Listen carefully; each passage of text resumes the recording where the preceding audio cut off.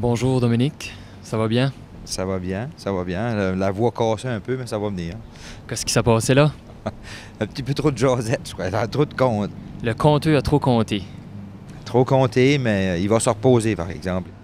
Ça fait 7 ans que le compteur se promène. Il y a 2 spectacles qui viennent. Je vous ai dit compter, il est sur les soins intensifs. Il est en train de rendre l'âme tranquillement. Puis le compteur a besoin de se renouveler dans d'autres choses. C'est pour ça que le fameux voyage aux Olympiques était là. Il était là pour que le compteur puisse aller chercher du nouveau, renouveler son baluchon d'histoire. Puis à ça, ben, il faut. Tu sais, la façon que moi je travaille le conte, c'est à l'oralité. Il faut que j'entende l'histoire, faut que j'entende les gens dire le mot pour que j'aie la même sonorité, pour que. Tu sais, mais il y a le désavantage que si tu ne l'écris pas, il faut que tu le mémorises. Puis il faut que tu le mémorises en dedans. Puis à un moment donné, ben là, il faut que tu le garoches. Parce que moi, je ne suis pas un pratiqueux. Je ne pratique pas les contes.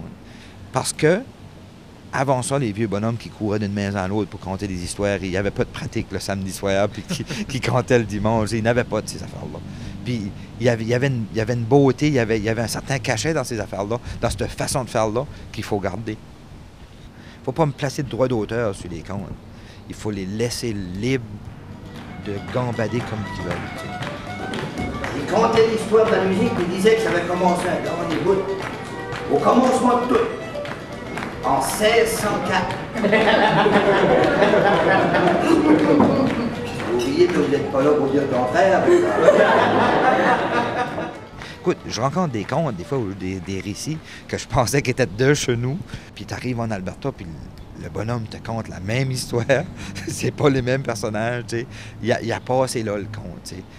Côté de tes spectacles, par exemple, lorsque tu es en France, est-ce que toi, tu vas adapter la façon dont tu parles pour que le message soit mieux transmis avec eux ou tu gardes vraiment les mêmes sonorités acadiennes du conte? Je suis sûr aussi que j'irais là puis que je conterais les mêmes histoires avec une parlure différente. Ça serait pas pareil. T'sais, ils veulent entendre ça, cette couleur-là, ils veulent entendre l'accent. C'est le but de la patente. C'est vraiment le but. Faire connaître notre parlure, faire connaître nos ancêtres, notre histoire, à travers des contes. Je veux dire, je trouve ça merveilleux. Là. Je vous avais dit qu'il y avait un pays à monter jusque les arbres étaient tellement gros que tu pouvais te bâtir une maison dedans. Les animaux sauvages n'avaient sûrement se coucher dans l'assiette. Et que le blé poussait à la hauteur d'un homme. Et les Acadiens étaient tous des petits hommes. Le spectacle, la tournée des Olympiques m'a ouvert les yeux sur une réalité que j'avais peut-être pas vue, que j'essaie de guérir, si tu veux, ou j'essaie d'amener mon petit grain de sable. Je te dis juste une chose. Moi, quand j'étais à Winnipeg, à un moment donné, j'ai passé dans le chemin, puis je suivais des gens, puis il y avait quelqu'un qui était couché dehors à -10, dans des boîtes de carton, tout ça, puis les gens passaient à côté de lui, comme, tu sais, ils l'oubliaient. Puis nous autres, la société, on fait ça. On veut les oublier. On a un bras canadien qui nous coûte des milliards pour gratter le derrière des Américains, tu sais. Puis on a du monde qui mourra de faim. Fait, moi, si que quelqu'un pourrait m'expliquer cette logique-là, je ferais un maudit beau compte avec ça. Puis malheureusement, ce que tu nous dis là, c'est bien la réalité, ça fait pas partie l'un de tes contes, là. Non, mais moi, je les regarde plus de la même manière.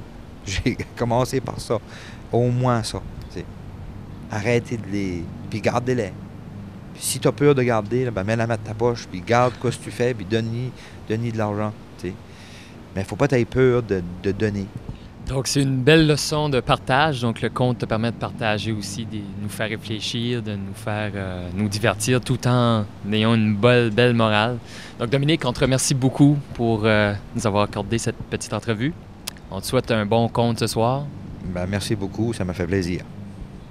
Merci à toi.